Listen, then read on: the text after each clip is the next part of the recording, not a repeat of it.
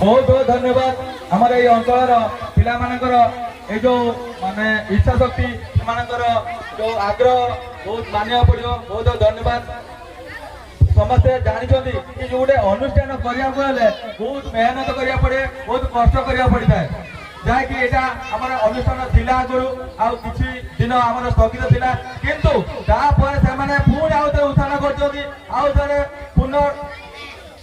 छोट छोट पिला माने मन बल एत स्ट्रंग करके भांगी जाइए घर को सी आउ थे तुली जोटा दिए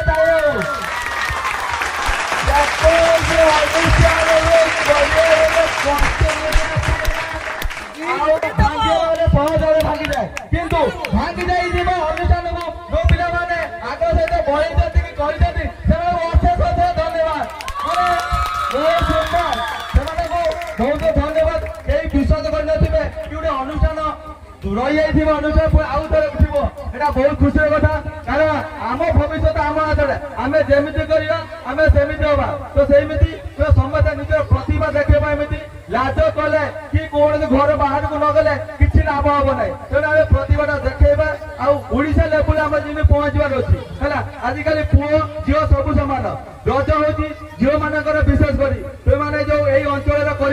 बहुत धन्यवाद जी भी शुणुंट बहुत खुशी अनुभव कर बहुत धन्यवाद मत अनुष्ठान को निमंत्रण कर बहुत बहुत धन्यवाद थैंक यू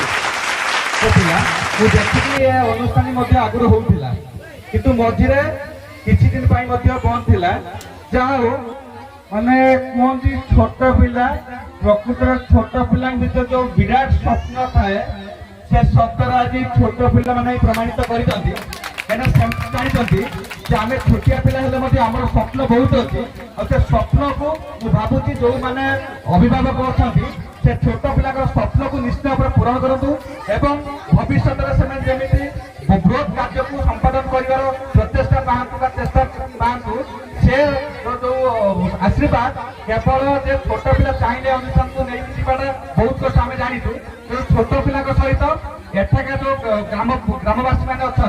विशेषकर अभिभावक मैंने अच्छा से निश्चित भाव में पिलांर अग्रगतिर सहायक हूँ एवं जो मनोज बाबू कहले प्रकृत जब आम बाहर को जा कि हेनी मुझे देखुनी जो मुझे तृतीय तृतीय कि पंचम पढ़ुली कि दशम पर्यटन भी मुझे स्टेज आसी ढड़ा मो छाती मैंने हार्ट बीट बढ़ी जाए और गोटे पद कहवाई मतलब निश्चय भयभीत लगे कि बर्तमान मैं पिला देखुची से क्लास 1 आसिक इंग्लीश कथा कही मैंने क्लास 1 जाना कि स्टेज ढड़ा इंग्लीश कथा कहे तार प्रमुख कारण कौन ना पिता माता प्रति जो अवदान तेणु पिता माता अभिभावक अवदान नथिले कौन पिला आगू जीवे निश्चित भाव में मुझे भावुँ छोट पिलांकर जो आगू जाए निश्चित पछर पटे जेकोसी अभिभावक हाथ अच्छी मुझे चाहूँगी से पछर पटे न रही सामना को आसतु एवं पिला यही सहायक हूँ जमी से एमती कम कर निश्चित भाव में आम अंचल नाम रखिए आमर पूजनीय गुरुजन दई सारे आमको बहुत से आमको साहय कर अनुष्ठान को बढ़िया पिला उत्साहित करने माने कमेडी भी करुँच पिला सहित उत्साहित कर बहुत धन्यवाद जाओ से आसिक प्रोग्राम को सफल माने अशेष धन्यवाद एमती आप पिला प्रति भल पाइबार आशीर्वाद धन्यवाद।